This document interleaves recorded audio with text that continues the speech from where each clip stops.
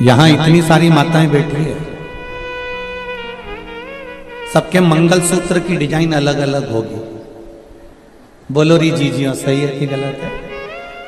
सबके हाथ के चूड़े की डिजाइन अलग अलग होगी। बोलते जाओ जरा जल्दी से, सही है कि गलत है? ठीक है। पाँव में जो बिछुड़ी पहनी हो उसकी डिजाइन अलग अलग होगी। पाँव में जो पायल पहनी हो उसकी डिजाइन अलग अलग होगी। सिर पे जो चुनर पहनी हो उसकी डिजाइन अलग अलग होगी।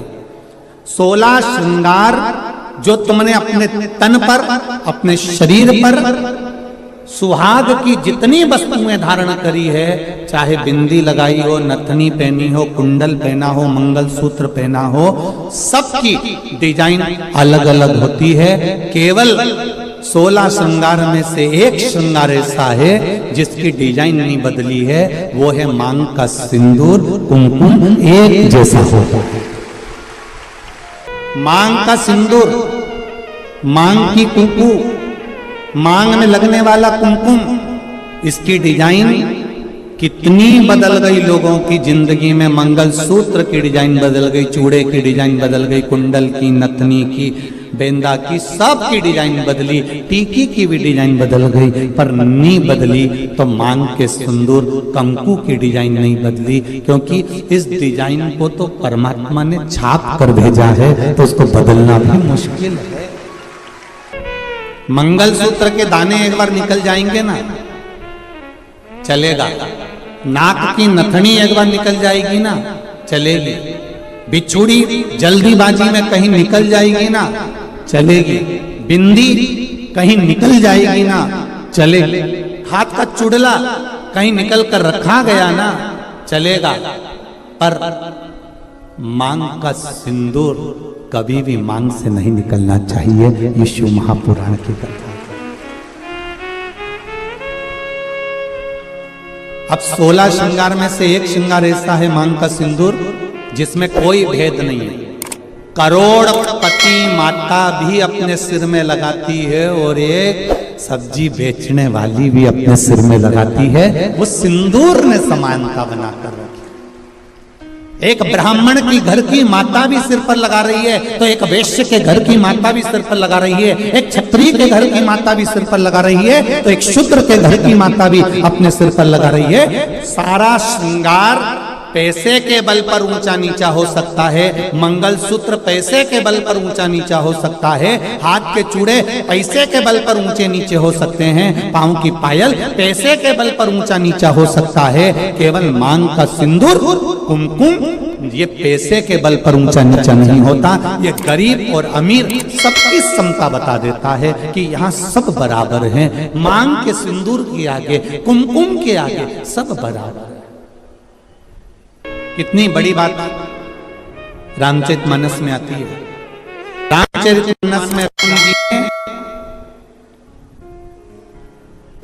रावण की ओर देखा, लंका की ओर देखा, और लंका की ओर देखकर राम जी ने हनुमान जी को समझौता करने के लिए भेजा।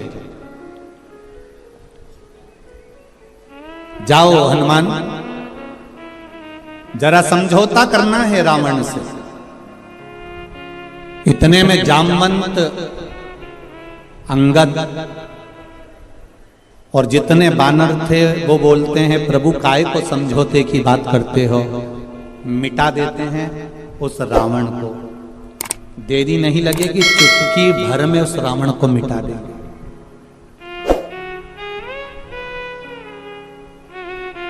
चुटकी भर में रावण को मिटा देंगे। राम जी ने कहा, रावण को मिटाना सरल है, पर मंदोदरी के मांग के सिंदूर को मिटाना कठिन है। जरा ध्यान दीजिए,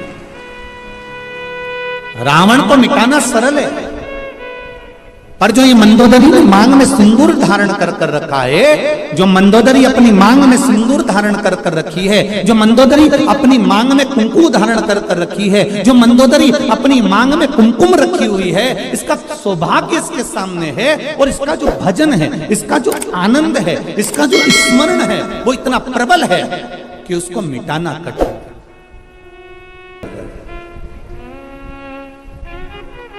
हम कहना चाहेंगे, संपूर्ण विश्व के सनातनियों को एक बात बताना चाहेंगे कि पति जब घर से बाहर निकलता है, पति जब अपना घर छोड़कर किसी मार्ग की ओर आगे बढ़ता है, तो उसके साथ में धर्म पत्नी भले साथ नहीं रहती हो, पर उसके मांग में जो सिंदूर रहता है ना, उसकी चमक पति के साथ हर पल रहती है। ये निश्चितता,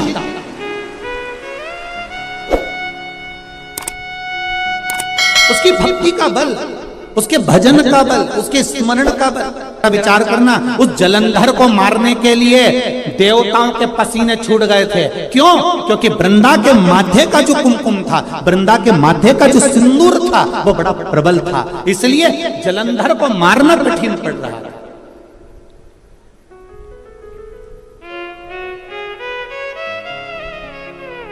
फिर करा क्या गया कि इसके सात्वित्व को डिगाया जाए, और सात्वित्व को डिगाने के लिए भेजा। जब उसका सात्वित्व डिग गया, सात्वित्व टूट गया, तब जलंधर के प्राणों को हरा गया।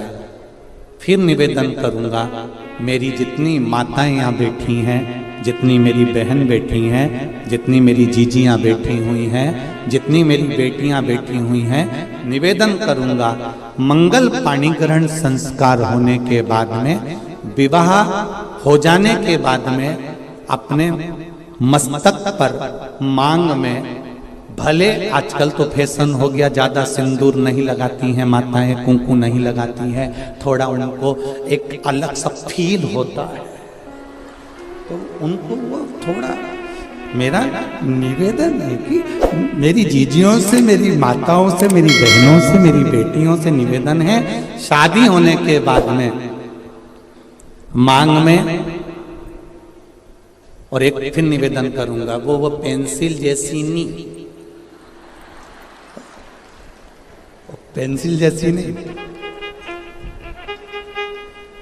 सिंदूर तुम्हारे पति ने जिस समय तुम मंडप के अंदर बैठी थी और चांदी के सिक्के से, कलदार से, अंगूठी से, डब्बी में से भर भर कर तेरी मांग में भरा था, ऐसा सिंदूर तुम्हारी मांग में भरा होना चाहिए, ऐसा भरा होना चाहिए।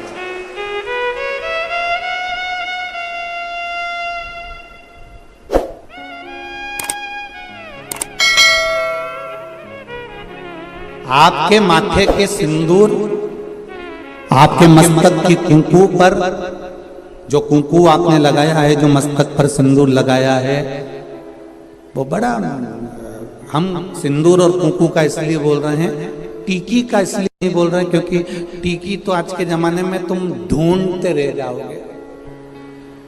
एक छोटी सी पंखड़ी को भी काटते काटते, जैसे माथा की जूनी रहे, वो निकालो, फिर देखो, बस ऐसी इतनी छोटी सी टीकी माताएं लगाती है, इतनी छोटी सी बिंदी लगाती है कि पूरा माथा पे ढूंढते रह जाओगे कि है कि नहीं है, पहचान करना भारी पड़ जाता है। निवेदन है, बिंदी तुम लगा रहे हो, कितनी बड़ी लगा रहे हो, हमें उससे मतलब नहीं है, पर मांग में थोड़ा सा सिंदूर, थोड़ी सी कुंकू, थोड़ी सी डोली, जो भी आप लगाते हो, वो थोड़ा सा इस मांग में होना चाहिए।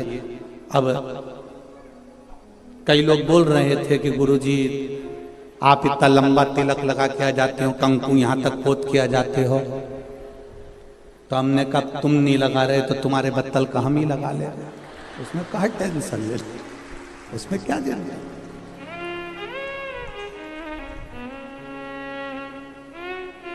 एक कथा याद आ जाती है, उस कथा में एक बार हम कथा करने के लिए काला पीपल गए, तो वहाँ कथा करने गए, तो वहाँ पर एक माता बूढ़ी बूढ़ी सी, बहुत 70-80 साल की, और कथा में आगे बैठ गई और कथा हुई। वो माता का नियम था, डंडा टेक के आती थी और 2 चोटी करके आती थी, एक में लाल रिबिन, एक में पीला रिबिन, 2 रिबिन पहले माता रिबिन बांधती थी। आप लोगों को ध्यान में होगा, ऐसा लाल ऐसा गुत्ता गुत्ता गुत्ती गुत्ती यहाँ तक आती थी, और फिर जो स्कूल जाने वाली छोरियां होती थी बेटियां, वो यहाँ से लेकर फिर यहाँ चिट्टा बांध लेती थी। है? पहले ऐसा चलता था, केला वाली चोटी। अब वो बुजुर्ग जो माता थी वो चोटी करके बैठ जाए। अब वो कथा करते करते करते करते बार बार ध्यान उसकी चोटी पे जाए। अब ऐसा होता है, अब कोई विशेष अगर कोई बैठे कोई आए तो उस पर ध्यान तो जाए कि आखिर। अब वो बार बार ध्यान जाए तो हमारा कथा में मन नहीं लगे। अब मन नहीं लगे तो हमने एक प्रश्न कर लिया, माँ आपसे एक बात पूछना है। कब बोलो गुरुजी। हमने कहा माँ बस इतना सा पूछना है कि सारी माताएं एक चोटी करके आती है, तू 2 चोटी करके क्यों आती है? उसने कहा महाराज जी ये भी कोई पूछने वाली बात है? ये कोई अच्छी बात है तुमने जो पूछा, अभी नहीं बताऊंगी मैं। हमने सोचा डोकरी बहुत तेज है, बहुत तेज। हम कथा कर कर जिनके यहाँ रुके हुए थे अग्रवाल जी के यहाँ पहुंच गए। सुबेरे सुबेरे 6 बजे डोकरी ने आकर, बूढ़ी अम्मा ने आकर वो शटर बजाई। वो शटर बजाई तो हमने आशीष से कहा जरा दरवाजा खोलो। दरवाजा खोला तो डोकरी डंडा लेके खड़ी थी। कहाँ है महाराज? आशीष तो दरवाजा ही नहीं खोला, वापिस आ गया। गुरुजी वो बुढ़िया आई है डंडा लेके। हमने कहा दरवाजा तो खोल, आने दे। अब बुढ़िया आके बोली, कुर्सी पे बैठ गई, महाराज देखो ये पीली वाली जो चोटी है ना, ये तो मेरी है। अब हमने कह दिया तो ये नीली वाली पड़ोसी की है। इतने में बोली, अरे सुन तो सही महाराज, ये पीली वाली मेरी है। अच्छा वो मुस्कुराई भी ऐसी, इसका आधे 2 दांत आगे के नहीं थे, बाकी के सब थे। अब वो बोली कि ये जो पीली वाली है ना ये हमारी है। हमने कहा ठीक। फिर ये गुरुजी पहले मेरे पति की भी चोटी थी, उसने कटा ली, मैंने एक बढ़ा ली। मेरे कहा क्या कहने, ये सनातन धर्म है। ये भारत की भूमि की सभ्यता और संस्कृति का आनंद है।